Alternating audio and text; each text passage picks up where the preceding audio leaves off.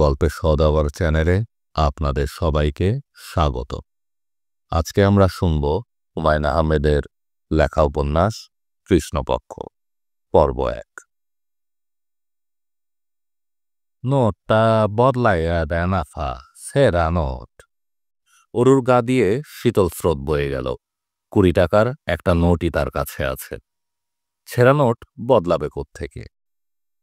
অরু গলার স্বর স্বাভাবিক রাখার প্রাণপণ চেষ্টা করতে করতে বলল, কই দেখি নোটটা। রিকশাওয়ালার মুখে অহংকার মেশানো বিজয়ের হাসি। ছেঁড়া নোট আবিষ্কার করে সে যেন খুব খুশি, যেন সে ক্রিস্টোফার কলম্বাস আমেরিকা আবিষ্কার করে ফেলেছে। অরু বলল, কই আমি তো ছেঁড়া দেখছি না। রিকশাওয়ালা তাচ্ছিলের ভঙ্গি করে বলল, নজর দিয়া দেখেন। অরু নজর দিয়ে দেখল, হ্যাঁ ছেঁড়া, ছিঁড়ে দুখণ্ড করা। স্কচ টেপ দিয়ে এত সাবধানে জোড়া লাগানো যে রিকশাওয়ালা ছাড়া অন্য কারো বোঝার কোনো উপায় নেই। কি আফা, বিশ্বাস হইল? অরু ক্ষীণ গলায় বলল, শোনো, আমার কাছে আর কোনো টাকা নেই, এই একটাই নোট। তুমি এক কাজ করো, পুরোটাই নিয়ে যাও। সিরা নোট নিয়ে ফায়দা কি? ফায়দা আছে। গুলিস্তানে ছেঁড়া নোট বদলে দেয়। ২ টাকা বাট্টা রাখবে, ২০ টাকার বদলে তুমি পাবে ১৮ টাকা, ১০ টাকা লাভ। আমার লাভের দরকার নাই। আমি এখন টাকা পাবো কোথায়? বলেছি না একটাই নোট। টাকা পয়সা না নিয়ে রিকশাতে ওঠেন কেন? ভুল করে উঠি। তুমি ভুল করো না? মাঝে মাঝে বৃষ্টির দিনে প্লাস্টিকের পর্দা ছাড়া চলে আসো না? যুক্তি রিকশাওয়ালাকে কাবু করল না। সে ক্রুদ্ধ ভঙ্গিতে তাকিয়ে রইল। ওরও বলল, আচ্ছা ঠিক আছে, তুমি মিনিট ১০ অপেক্ষা করো, তোমাকে ভালো নোট দিব। রিকশার সিটে বসে আরাম করে চা খাও। ফ্লাক্সে করে এক ছেলে ঘুরে ঘুরে চা বিক্রি করছে। ওরু তাকে ডেকে বলল, তুমি এই রিকশাওয়ালাকে এক কাপ চা দাও। রিকশাওয়ালা খানিকটা হকচকিয়ে গেল। এই জাতীয় পরিস্থিতির মুখোমুখি সে এর আগে হয়নি। অরু দেখল ৪:০৭ বাজে ঘড়িতে। কাটায় কাটায় ৪টার সময় তার আসার কথা, সে তাই এসেছে। মুহিবের খোঁজ নেই। সে মনে হয় আজও দেরি করবে। আজকের দিনটাতেও কি সে সময় মতো আসবে না?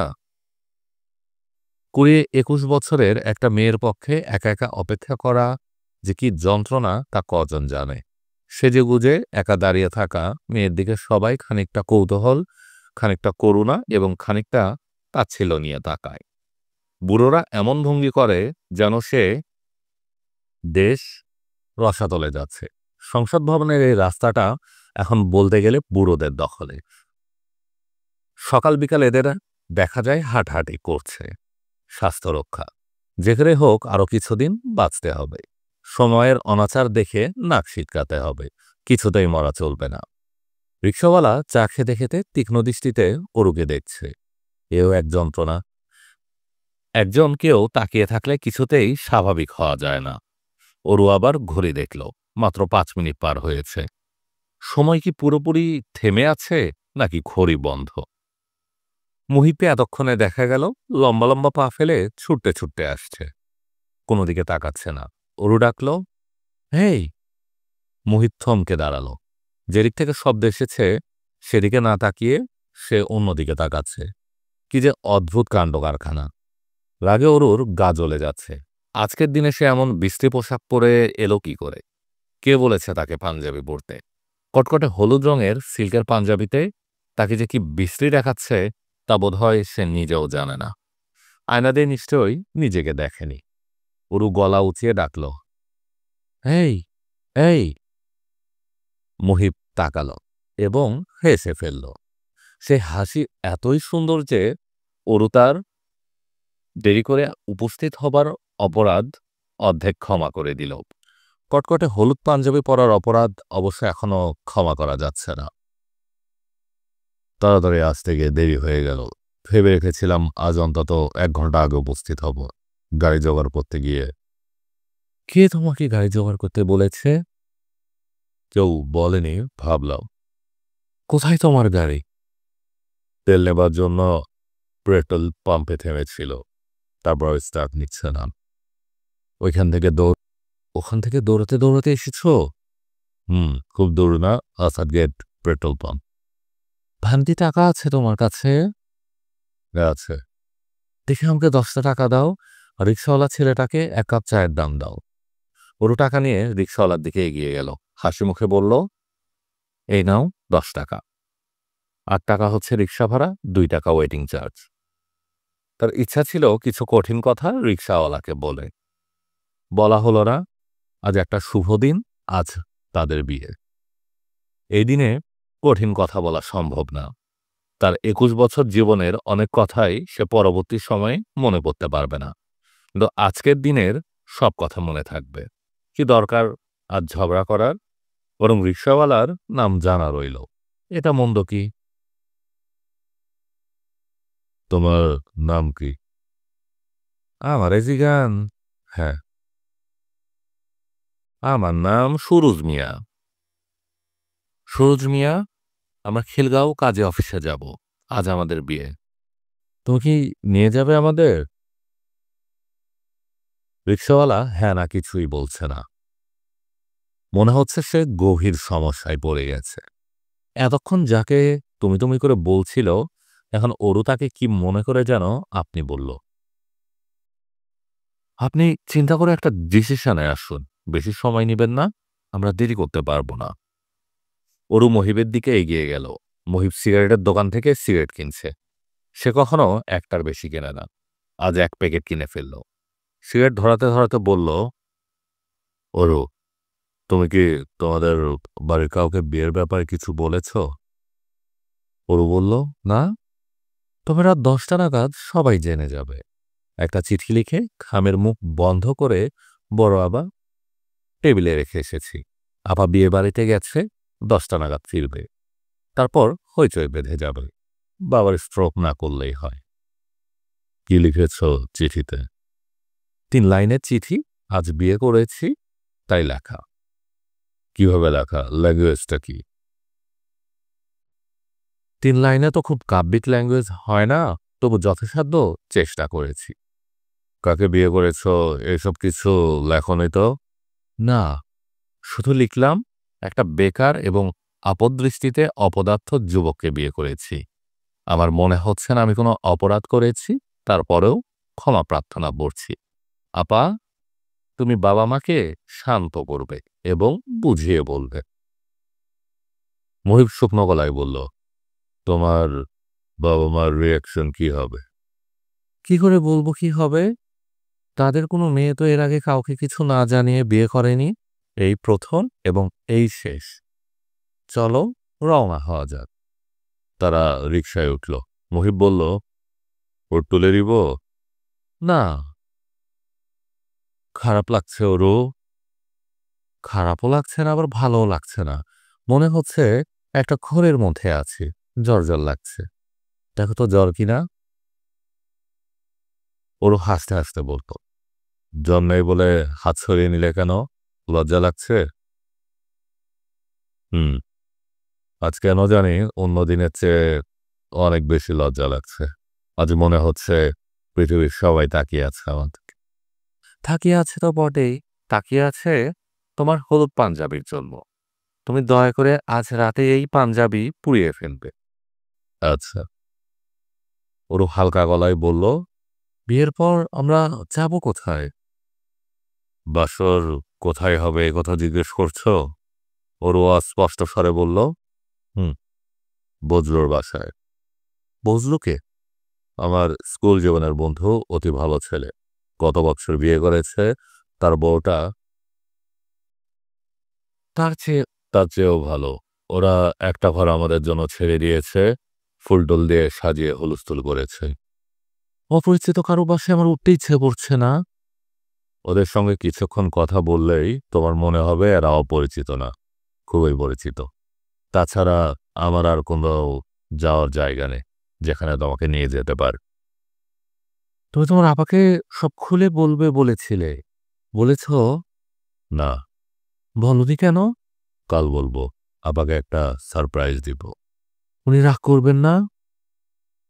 পাগল, আবার রাগ করার ক্ষমতাই নেই। আবার একটা সিগারেট ধরিয়েছ। একটু আগেই না একটা খেলে। টেনশন বোধ করছি। ওরও ছোট্ট নিঃশ্বাস ফেলে বলল, এই যে তোমার পাশে বসেছি, শেষবারের মতো বন্ধুর পাশে বসেছি। এরপর বসবো স্বামীর পাশে। স্বামী কি বন্ধু না? গল্প উপন্যাসে বন্ধু, বাস্তবে না।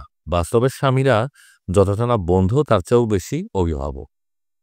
মহিব গম্ভীর গলায় বলল, তুমি ভুল করছো অরু, আমি তোমার বন্ধুই থাকবো। ওরও ছোট্ট নিঃশ্বাস ফেলে বলবে, থাকলে তো ভালোই। তোমার মনে কোনো সন্দেহ আছে? আছে। কুটটা তুলে দাও। আসলেই সবাই আমাদের দিকে তাকাচ্ছে। সবচেয়ে বেশি তাকাচ্ছে আমাদের রিক্সাওয়ালা। যেভাবে সে পিছনে ফিরে ফিরে রিক্সা চালাচ্ছে, মনে হচ্ছে অ্যাক্সিডেন্ট করবে। মহিব হুট তুলে দিল। ওরু বলল, আজ কত তারিখ বলো তো?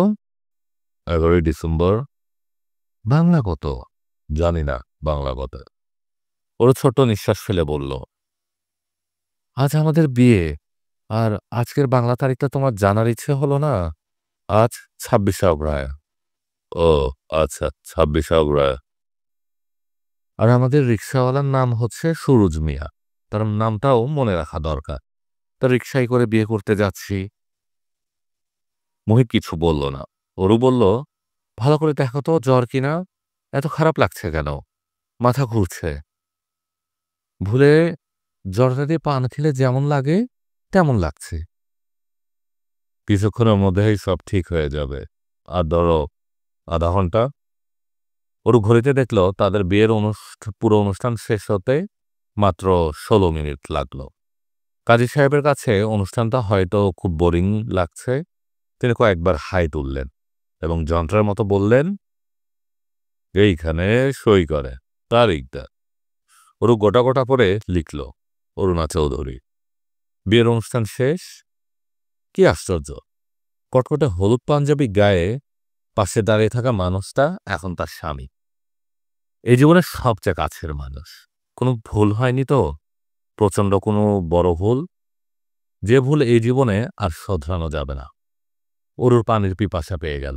কাজী সাহেবকে সে কি বলবে পানির কথা, নাকি মহিবকে বলবে?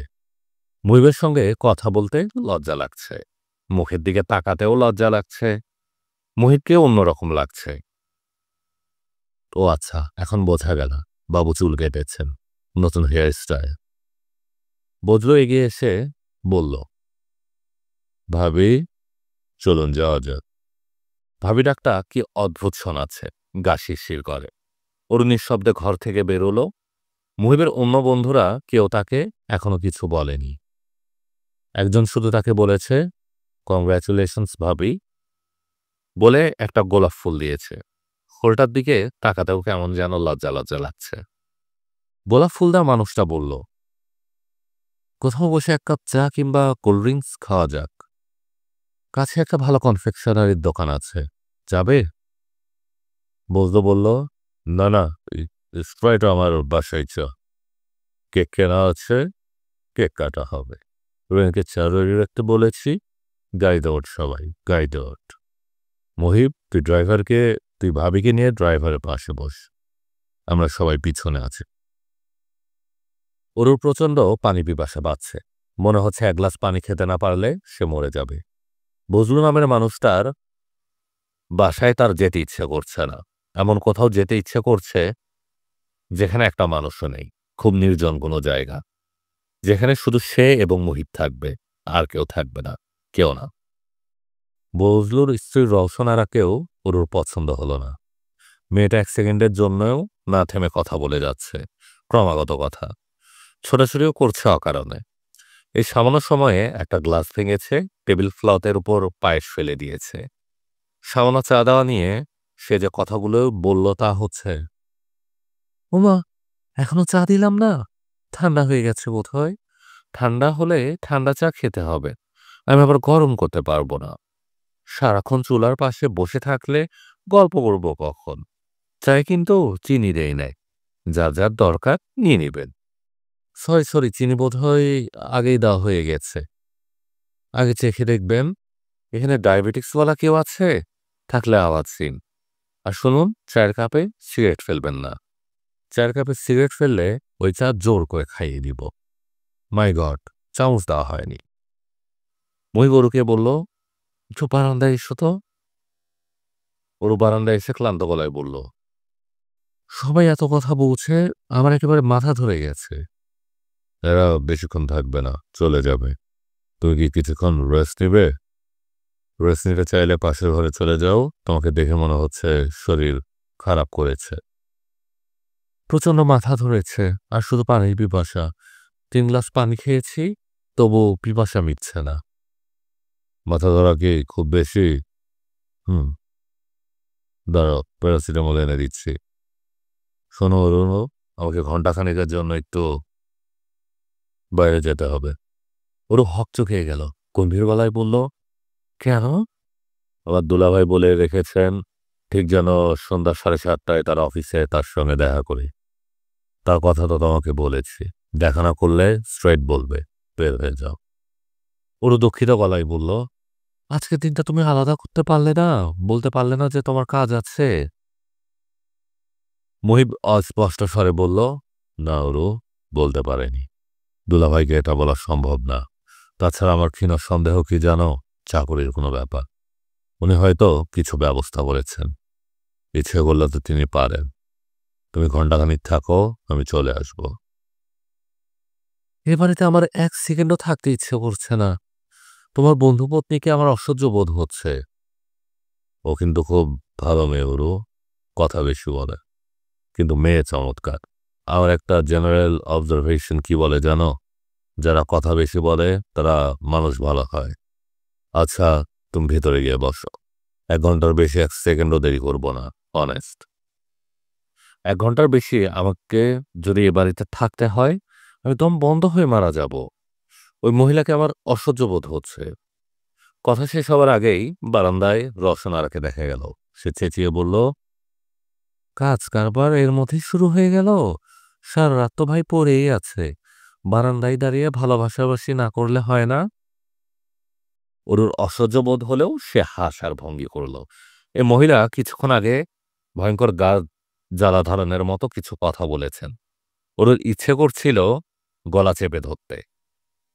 রসনারা ভালো মানুষের মতো তাকে ডেকে পাশের ঘরে নিয়ে গেছে। গায়ে হাত রেখে কথা বলা শুরু করেছে। এ দেখো ভাই, তোমাদের বাসর হওয়া পছন্দ হয়েছে কিনা দেখো। ওর পছন্দ হলো। ঘরটা আসলে সুন্দর করে সাজানো। বালিশের ওয়ার এবং বিছানার চাদর হালকা গোলাপি।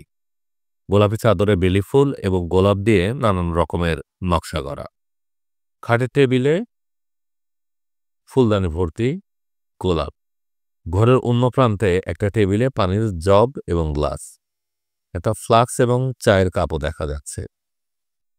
ঘরের 4 কোণায় 4টা ঘিয়ের প্রদীপ জ্বলছে। ওরু ভাই শোনো, প্রদীপ চালিয়ে দিয়েছি। বাসর রাতে ঘর কখনো অন্ধকার নেই, এই জন্য প্রদীপ। প্রদীপ নিভাবে না? ভয়ের কিছু নেই। তোমরা কি করছো বা না করছো আমরা দেখতে আসবো না। দ্বিতীয় কথা হচ্ছে, ফ্লাক্সে চা আছে, টিফিন বক্সে কেক বিস্কিট এবং লাড্ডু আছে। গল্প করতে করতে রাত 3টা 3:30টার দিকে খিদে পেয়ে যাবে। ব্যক্তিগত অভিজ্ঞতা থেকে বলছি। আমাদের কি হয়েছে শোনো, এমনভাবে খিদে পেয়ে গেল, হি হি হি। পেটের ক্ষুধা কি আর এমনি এমনি মেটে? কি ভাই, ঠিক না? তোমাদের জন্য এই কারণে সব খাবার দাবার দিয়ে দিয়েছি। সবচেয়ে ইম্পর্টেন্ট জিনিস রেখেছি তোমাদের তোষকের নিচে। ইম্পর্টেন্ট জিনিসটা কি বলো তো? জানি না। বিয়ের রাতেই তুমি নিশ্চয়ই প্রেগনেন্ট হতে চাও না? যাতে হতে না হয় সেই ব্যবস্থা। এটাও ভাই আমাদের ব্যক্তিগত অভিজ্ঞতার ফাঁসে। কারণ তুমি আমাকে অসভ্য ভাবছ, পরে আমাকে থ্যাঙ্কস দিই, বুঝলে? ওর কোনো কথা বলেনি, কথা বলতে ইচ্ছে করেনি। মহিব যে 1 ঘন্টা থাকবে না, সে 1 ঘন্টা তার কি করে কাটবে ভেবে অস্থির। তাছাড়া মাথা ধরাটা বেড়েছে, নির্ঘাত জ্বর এসে গেল, বমি বমি ভাবও হচ্ছে। মহিতার দুলাভাই ইস্ট এশিয়াটিক্স লিমিটেড এর জেনারেল ম্যানেজার শফিকুর রহমান সাহেবের দরজা ফাঁক দিয়ে মাথা ঢোকাল। শফিকুর রহমান বললেন, অপেক্ষা করো, আমি তোমাকে ডাকবো। বলেই তিনি ঘড়ির দিকে তাকালেন। 7:05 বাজে। মুহিবকে 7টায় আসতে বলেছিলেন। সে 5 মিনিট দেরি করে এসেছে। শফিকুর রহমান সাহেবের এই অফিস ঘরটি বেশ জমকালো। ওয়াল টু ওয়াল কার্পেট, বিশাল আকৃতির সেক্রেটারিয়েট টেবিলে 3টা টেলিফোন। একটা টেলিফোনের রং লাল, মনে হয় কোনো মিনিস্টারের ঘর। এয়ার কুলার আছে, এই শীতেও এয়ার কুলার চালু করা। বিজবিজ শব্দ হচ্ছে। মাথার উপর খুব আস্তে ফ্যান ঘুরছে। শফিকুর রহমান মাঝে মাঝে রাত 9টা-10টা পর্যন্ত অফিস ঘরে থাকেন। তিনি মানুষটা ছোটখাটো, তবে তাকে দেখলেই মনে হয় ঈশ্বর এ জাতীয় মানুষদের এক্সিকিউটিভ বস বানানোর জন্য বিশেষ করে তৈরি করেছেন। তাদের গলার স্বর এয়ার কুলারের হাওয়ার মতোই শীতল, মেজাজও শীতল। তবে সেই শীতল মেজাজের সামনে এসে দাঁড়ালে বুকের রক্তও শীতল হয়ে যায়। ঠিক 7:20 সময় শফিকুর রহমান বেল টিপলেন। মুহিব দরজা খুলে ঢুকল। তিনি বিরক্ত গলায় বললেন, তোমাকে ডাকিনি, তুমি বসো, যথাসময়ে ডাকব। বেয়ারাকে ডেকেছি চা দেবার জন্য। একটা কাজ ছিল দুলাভাই, আমিও তোমাকে কাজে রেখেছি, অকাজে ডাকিনি, অপেক্ষা করো। মুহিব ঘর থেকে বের হয়ে ওয়েটিং রুমে বসল। শফিকুর রহমান তাকে কফি দেওয়ার নির্দেশ দিয়ে টেলিফোন নিয়ে বসলেন। বিদেশের সঙ্গে টেলিফোনে যোগাযোগের জন্য এই সময়টাই উত্তম। কিছু জরুরি ট্রানজ্যাকশন টেলিফোনের মাধ্যমে হবে। এলসি সংক্রান্ত কিছু জটিলতা দেখা দিয়েছে। রাত 8টায় মুহিব আবার উকি দিল, ক্ষীণ গলায় ডাকল, দুলাভাই। শফিকুর রহমান ফাইল দেখছিলেন, ফাইল থেকে চোখ তুললেন। মুহিব বলল, আমার খুব জরুরি একটা কাজ ছিল। শফিকুর রহমান শীতল গলায় বললেন, তোমার সঙ্গে জরুরি কথা আছে বলেই তোমাকে আসতে বলেছি, গসিপ করার জন্য ডাক। তারপরও তুমি যদি মনে করো তোমার কাজ অসম্ভব জরুরি, তাহলে চলে যেতে পারো, তোমাকে বেঁধে রাখা হয়নি। তিনি টেলিফোন তুলে ডায়াল করা শুরু করলেন। মুহিব ফিরে গেল আগের জায়গায়। তার মুখে থুতু জমতে শুরু করেছে। অসম্ভব রাগ লাগছে। ইচ্ছে করছে পুরো অফিসটা পেট্রোল দিয়ে পুড়িয়ে দিতে। তার সামনে আসছে, তবু সে ইচ্ছা করে কার্পেটে সিগারেটের ছাই ফেলছে। অফিস অ্যাটেন্ডেন্ট রফিক মিয়ার অবস্থাও তার মতো। সাহেব অফিসে আছেন বলে সেও যেতে পারছে না। শুকনো মুখে বারান্দায় হাঁটাহাঁটি করছে। কিছু করার নেই বলেই বোধহয় মুহিবকে এসে জিজ্ঞেস করল, এই বছর শীত কেমন বুঝতেছেন স্যার? মুহিব কোনো কথা বলল না, যদিও তার বলতে ইচ্ছে করছে, কাছে আসো রফিক মিয়া, তোমার গালে একটা চর দেখ। চর খেলে বুঝবে শীত কত প্রকার ও কি কি। মুহিবের ডাক পড়ল রাত 10টায়। শফিকুর রহমান হাই তুলতে তুলতে বললেন, সরি, তোমাকে অনেকক্ষণ বসিয়ে রাখলাম। তোমাকে কি কফি দেওয়া হয়েছে? জি। দাঁড়িয়ে আছো কেন? বসো। মুহিব বসল। মনে মনে বলল, আপনাকে আমি কোনো কালেই পছন্দ করিনি, ভবিষ্যতে কখনো করব সেই সম্ভাবনা অতি ক্ষীণ। আপনি অতি কুৎসিত একটি প্রাণী। মাকড়সা দেখলে মানুষের গা যেমন ঘিনঘিন করে, আপনাকে দেখলেও আমার অবিকল সেরকম গা ঘিনঘিন করে। এখন আপনাকে দেখাচ্ছে একটা মাকড়সার মতো, মেয়ে মাকড়সা, যে পেটে ডিম নিয়ে ঘুরে বেড়ায়। মুহিব, যে তোমাকে চিরাগং যেতে হবে। মুহিবের গা দিয়ে শীতল স্রোত বয়ে গেল, বুক ধপধপ করতে লাগল। মনে হচ্ছে মাকড়সাটা এখন বলবে আজ রাতেই যেতে হবে, পূর্ণ নিশ্চিতায়। মুহিব চাপা গলায় বলল, কখন যেতে হবে? The earlier the better. ভোরের ট্রেনে যেতে পারো কিংবা দুপুরের দিকে যেতে পারো। দুপুরে অফিসের একটা গাড়ি চিরাগং যাবে, যেটা তুমি প্রেফার করো। তোমার জন্য চাকরির ব্যবস্থা করা হয়েছে। কি চাকরি, বেতন কত, চিরাগং গেলেই জানবে। টেলিফোনে কথা বলে রেখেছি। আজ দুপুরে কনফার্ম করা হয়েছে। 6-7 হাজার টাকা বেতন হবার কথা, তার চেয়ে বেশিও হতে পারে। সবচেয়ে যেটা ভালো, কোয়ার্টার আছে। যতদূর শুনেছি ভালো কোয়ার্টার। বিদেশে ট্রেনিংয়ের সুযোগ পাবে। সব সুযোগ কাজে লাগাতে পারলে অল্প সময়ে ভালো উন্নতি করবে। মুহিবের হৃৎপিণ্ড এমনভাবে লাফাচ্ছে যে মনে হচ্ছে গলা দিয়ে বের হয়ে আসবে। গলার ফুটাও ছোট বলে বের হতে পারছে না। এটা স্বপ্নদৃশ্য নয় তো? চেয়ারে বসে সে হয়তো ঘুমিয়ে পড়েছে, মাঝে মাঝে স্বপ্ন দৃশ্য খুব বাস্তব হয়। দুলাভাই তার দিকে তাকিয়ে আছেন। স্বপ্ন দৃশ্য হলে এই মানুষটাকে ধন্যবাদ সূচক কিছু বলা উচিত। মুহিব ফ্যাসফ্যাসে গলায় বলল, থ্যাঙ্কস দুলাভাই। আমাকে থ্যাঙ্কস দেবার দরকার নেই। তুমি আমাকে পছন্দ করো না তা আমি জানি। আমিও যে তোমাকে পছন্দ করি তাও না। যাই হোক, কাজকর্ম ঠিক মতো করবে। রেসপন্সিবিলিটি নামক ব্যাপারটি আত্মস্থ করার চেষ্টা কর। ঠিক আছে, এখন তাহলে যাও। মানুষটাকে এখন আর মাকড়সার মতো লাগছে না, বরং সুন্দর লাগছে, অনেক সুন্দর লাগছে। ঘর থেকে বেরোবার সময় দরজায় ধাক্কা খেয়ে কপালের একটা অংশ ফুলে গেল। ব্যথা লাগছে। এটা তাহলে স্বপ্ন নয়, স্বপ্নের শারীরিক ব্যথা বোধ থাকে না। মুহিব আশঙ্কা করছিল রাত 11টায় সে যখন উপস্থিত হবে ওরও অসম্ভব রাগ করবে, কেঁদে কেটে একাকার করবে। সেরকম কিছু হলো না। ওর হাসি মুখে বলল, আমি ভাবলাম তুমি পালিয়ে গেছো। প্রচণ্ড খিদে লেগেছে, এসো খেতে বসি। আরো সব বাঙালি স্ত্রীদের মতো না খেয়ে বসে আছি। মুহিব বলল, ওরা কোথায়? ওর হাসতে হাসতে বলল, তুমি চলে যাবার কিছুক্ষণ পরেই তোমার অন্য বন্ধুরা চলে যাও।